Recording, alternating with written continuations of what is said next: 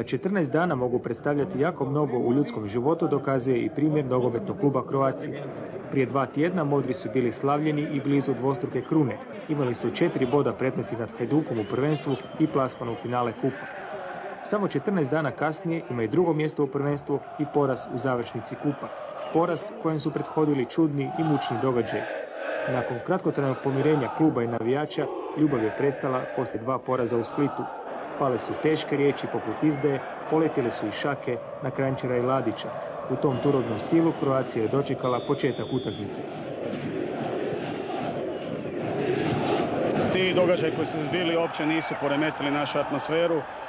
Možda je to bilo čak i montirano da bi nas eventualno bacilo iz našega programa, no mislim da su pogriješili taj incident i samo da ovoga još motivirao moji igrači i sve nas u klubu i mislim da ovoga s pravom očekujemo danas jednu pravu utakmicu i da se nadamo jednom trofeju. Nema govora o nikakvom dogovoru, o nikakvom nagađanju.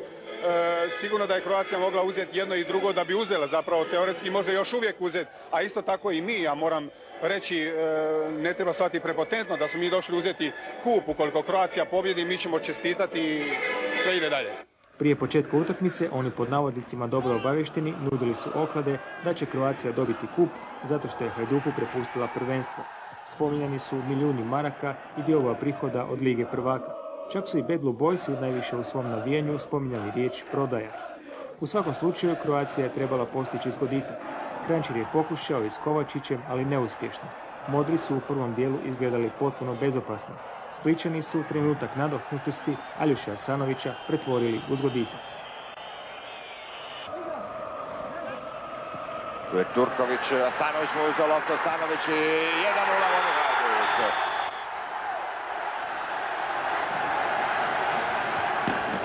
Ja mislim da smo ipak mi, da smo u ovom trenutku možda spremnija ekipa od Croacije.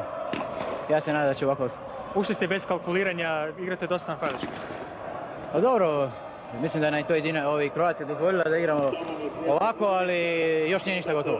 Pa je, stvarno je to dosta jalovo, ne znam šta je, to će sigurno TV Kranjčar dati na poluvremenu, pa će on postaviti igru tako da uspije. Drugo poluvrijeme započelo je bez Gabrića koji je zbog ozljede ostao u slačionici. Torcida je na samom početku drugog dijela počela slaviti, možda i prerano.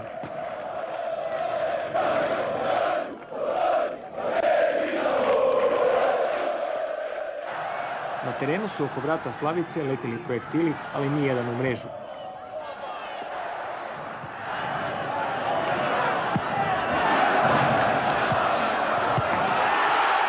Ipak, 10 minuta prije kraja sve je riješeno. Croatia je ostala s igrači manje kada je isključen prenervozni Šimić. U taboru Splićana razumljiva radost, svaka čast Ajaxu, Anderlechtu i Benfici, ali nema većeg zadovoljstva od pobjede nad Croatiom i to 3 puta u 10 dana.